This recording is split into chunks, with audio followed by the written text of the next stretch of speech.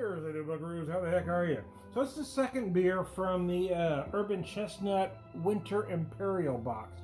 Came with 4 of each, 2 different beers. They're wheat ale. They used to refer to it as a wheat wine, but now they're calling it a wheat ale. 8%. The other is this one, the Thrales Imperial Stout.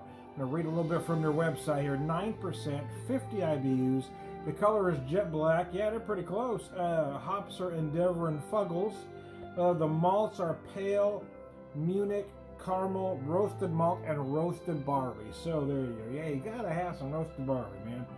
Peter the Great loved English stouts and requested them for the Russian Imperial course. Unfortunately, the beer could not survive the long journey until 1796, when the London brewery Thrales increased the alcohol content and a hopping rate in their stout, creating the Imperial Stout. Yes, both alcohol or increased alcohol and hops are natural preservatives, hence the Imperial IPA as well.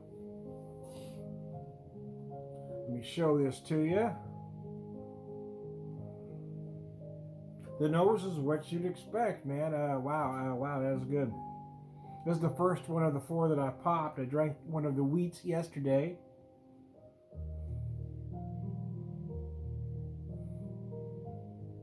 Get a lot of roasted barley on the nose, along with some almost baking cocoa-like notes, as well as maybe just a hint of coffee, kind of accenting it all. Gosh, that's gorgeous. 9%, 50 IBUs, this Imperial Stout is.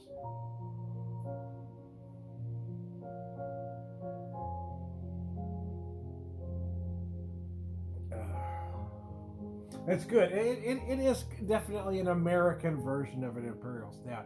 And that's okay with me. But, you know, it took me a while to like Imperial Stouts, not necessarily for the alcohol content. It was the sweetness that I wasn't crazy about. Many Imperial Stouts, especially classic, I'm not going to name any brands at the moment, but those classic English or British brands tend to be very sweet for me.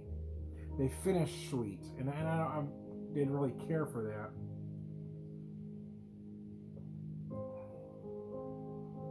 But this one finishes decidedly drier, almost taking a page from its Irish counterparts, finishing much drier.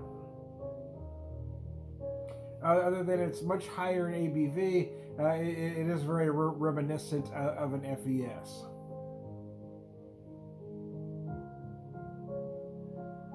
The flavors I'm getting a lot of chocolate, man.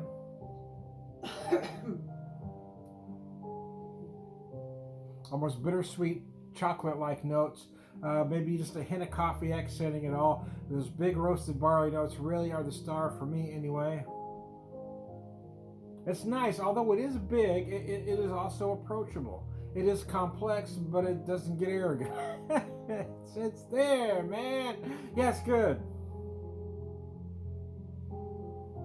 That's what darn near everything Urban Chestnut does. Urban Chestnut's home run swing is their German styles, obviously. So every once in a while they'll get out of the box and do something like this, even though it is part of the Reverence series, and they generally tend to do it well.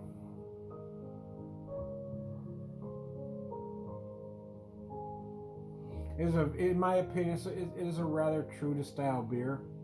It is part of their Reverence series.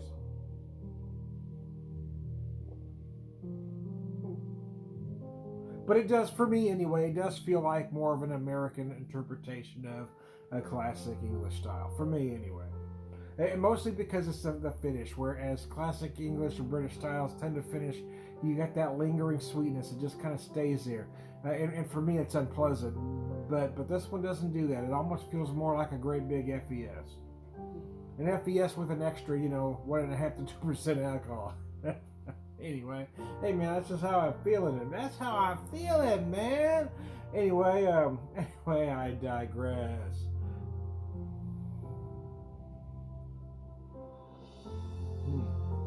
Damn, that's tasty. Anyway, well, I ain't got nothing left. Anyway, I digress. Happy Thanksgiving, Merry Christmas, Happy Kwanzaa, Merry Festivus. Whatever you happen to celebrate, Happy Hanukkah. Makes me know, never mind. Just treat everybody well. I am Ton Beer Whisperer, beer evangelist, prolific beer drinker, purveyor of wisdom, and all around good guy.